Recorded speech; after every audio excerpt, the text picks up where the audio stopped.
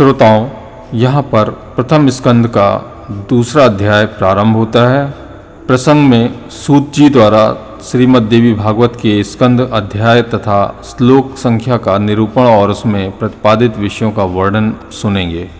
सूत जी बोले, हे मुनिजनों, मैं धन्य और महान भाग्यशाली हूँ जो कि आप महात्माओं ने वेद विश्रुत तथा अत्यंत पुण्यप्रद श्रीमद् देवी भागवत महापुराण के संबंध में प्रश्न करके मुझे पवित्र बना दिया है। इसलिए मैं सभी वेदों के तात्पर्य से युक्त सभी शास्त्रों और आगमों के रहस्य स्वरूप सर्वोत्तम श्रीमद् देवी भागवत पुराण को आप लोगों से कहता हूँ। हे द्विजगण, ब्रह्मा विष्णु महेश से सेवित स्तुति परायण और मुनिजनों के सतत ध्यान करने योग्य तथा योगियों को मुक्ति देने वाले भगवती के सुंदर एवं कोमल चरण कमलों में प्रणाम करके मैं अब उस उत्तम पुराण का भक्तिपूर्वक विस्तार से वर्णन करूँगा जो सभी रसों से युक्त और शोभा संपन्न है और सभी रसों का निदान एवं श्रीमद् देवी भागवत के नाम से प्रसिद्ध है। वैदिक मार्गानुसार जिसे विद्या कहते हैं, जो सर्वदा आदिशक्ति कही जाती है, और जिन्हें योगी लोग पराशक्ति भी कहते हैं, जो सर्वज्ञ और भवबंधन काटने में निपुण है तथा जो सबके हृदय देश में विराजती रहती हैं, और दुरात्मा प्राणी जिन्हें नहीं जान सकते, और मुनियों के ध्यान करने पर जो शीघ्र प्रत्यक्ष दर्शन देती हैं, वे भगवती सर्वदा सिद्धिदायिनी बनी रहें।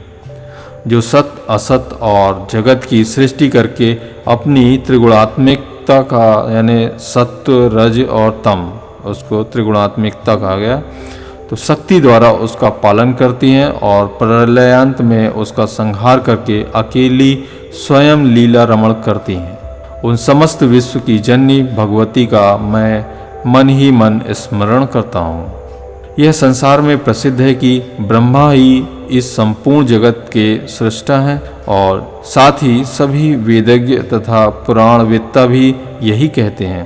और उनका यह भी कथन है कि भगवान विष्णु के नाभि कमल से ही उन ब्रह्मा की उत्पत्ति हुई है, जो स्वतंत्र नहीं है, अपितु विष्णु की प्रेरणा से ही वे संसार की सृष्टि करते हैं। और जब कल्पांत में सर्वत्र जलमय हो जाता है, तब केवल शेषशय्या पर भगवान विष्णु शयन करते हैं और उन्हीं के नाभि कमल से ब्रह्मा का आविर्भाव होता है। इस प्रकार जब सहस्त्र फर्ण वाले शेष विष्णु के आधार हैं, तो फिर उन मुरारी को भी सर्वाधार भगवान कैसे कहा जाए। प्रलयकालीन समुद्र का जल भी तो रस रूप ही है और बिना पात्र रस कहीं ठहर नहीं सकता। अतएव सब प्राणियों में शक्ति रूप से विराजती रहती हैं। मैं उन संपूर्ण संसार की जननी आदिशक्ति भगवती की शरण ग्रहण करता हूँ और योग निद्रा में लीन भगवान विष्णु को देखकर उनके नाभि कमल पर विराजमान ब्रह्मा ने जिन देवी की स्तुति की थी, मैं उन्हीं पराशक्ति भगवती के शरणागत हूँ। अतः हे मुनिजनों, उन्हीं निर्गुण तथा सगुण रूप वाली तथा मुक्तदायिनी योग माया का ध्यान करके मैं यहाँ संपूर्ण देवी भागवत महापुराण कह रहा हूँ। आप लोग सुनिए। यह श्रीमद् देवी भागवत नामक पुराण अत्यंत पवित्र एवं उत्तम है और इसमें 18,000 सुंदर श्लोक हैं। और कृष्ण दैत्यानंद द्वारा विरचित इस श्रीमद् देवी भागवत पुराण में कल्याणकारी 12 स्कंद तथा कुल 318 अध्याय बताए गए हैं।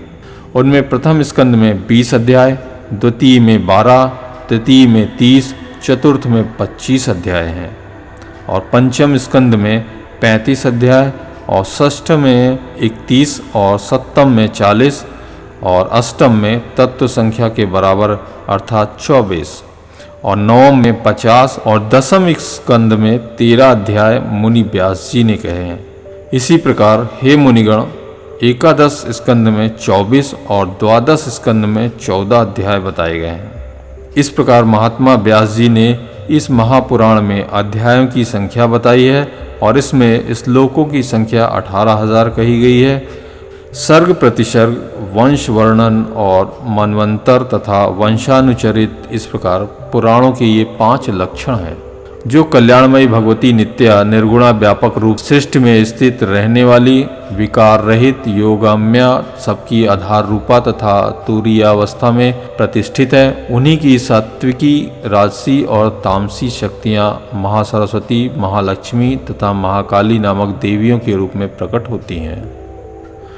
उन्हीं तीनों शक्तियों तथा सृष्टि के लिए शरीर धारण करना ही शास्त्र के विद्वानों के द्वारा सर्ग कहा गया है। तदंतर जगत के सृजन, पालन तथा संहार के लिए ब्रह्मा, विष्णु और महेश की उत्पत्ति कही गई है और उसे ही प्रतिसर्ग बताया गया है। चंद्रवंशी, सूर्यवंशी राजाओं के वंश वर्णन तथा हिरण्यकश्यप तथा दैत्यों के वंश कथन को वंश कहा गया है। इसी प्रकार स्वयंभू आदि 14 मनुओं का वर्णन एवं उनके समय विभाग मनवंतर कहलाते हैं। उन मनुओं के वंश का क्रमशः वर्णन करना ही वंशानुचरित कहा गया है। अतः हे मुनिवरों, इस प्रकार सभी पुराण उपयुक्त 5 लक्षणों से युक्त होते हैं। 1.25 लाख श्लोकों का महाभारत नामक ग्रंथ भी व्यास जी ने ही रचा है। यह इतिहास कहलाता है, जो वेद सम्मत होने के कारण 5वां वेद कहा गया है। शौनक जी बोलते हैं, हे सूत जी, वे पुराण कौन कौन से हैं और कितने हैं? हम लोगों को सुनने की उत्कृष्ट इच्छा है और आप सर्वज्ञ हैं, अतः विस्तार से बताइए। कालिकाल के भयभीत हम ब्राह्मण नैमिषारण्य में ही रहते हैं और ब्रह्मा जी ने मनोमय चक्र हमें देकर यह आदेश दिया था कि इसी चक्र के पीछे पीछे आप लोग जाएं। जहाँ इस चक्र की नैमिषीर्ण हो जाए वह देश परम पवित्र कहा गया है। वहाँ कभी कलयुग का प्रवेश नहीं होगा। आप लोग तब तक रहें जब तक पुनः सतयुग न आ जाए। उनका यह वचन सुनकर, उनकी बातों को हृदय में रखकर हम लोग सब देशों के दर्शनार्थ उस मनोमय चक्र के पीछे पीछे तत्काल चल दिए और चलते चलते इसी स्थान पर पहुंचकर उस चक्र की नैमी हम लोगों को देखते देखते क्षीण हो गई। तभी से यह स्थान परम पवित्र और नैमिष क्षेत्र के नाम से प्रसिद्ध हुआ है। यहाँ कभी कालिका प्रवेश नहीं होता है। इसलिए मैंने अनेक ऋषि मुनियों और सिद्धगणों एवं कालिक से भयभीत महात्माओं के साथ यहाँ अपना निवास बना लिया है।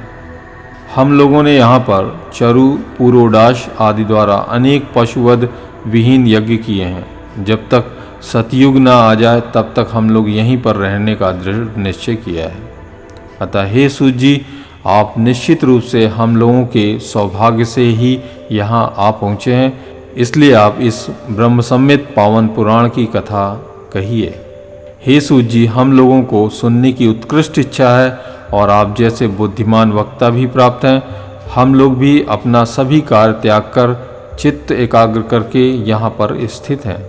अतः हे सूत जी, आप चिरंजीवी हो तथा तीनों प्रकार के तापों दैहिक, दैविक और भौतिक से ये मुक्त रहकर अब हम लोगों को परम पवित्र तथा कल्याणकारी श्रीमद् देवी भागवत पुराण सुनाइए, जिसमें धर्म, अर्थ और काम का विधिवत वर्णन किया गया है। महर्षि व्यास ने भी बताया है कि इसके द्वारा ज्ञान प्राप्त करके पुनः उससे मुक्ति मिलती है।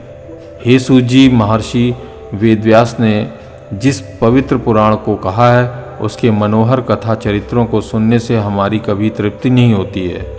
सभी गुणों का एकमात्र स्थान है परम पवित्र, समस्त संसार की जननी भगवती के लीला नाट्य के समान विचित्र और सभी पाप समूहों का नाश करने वाले तथा सब प्रकार की अभिलाषाओं को पूर्ण करने वाले तथा भगवती के नाम से समन्वित श्रीमद् देवी भागवत महापुराण को प्रकट कीजिए।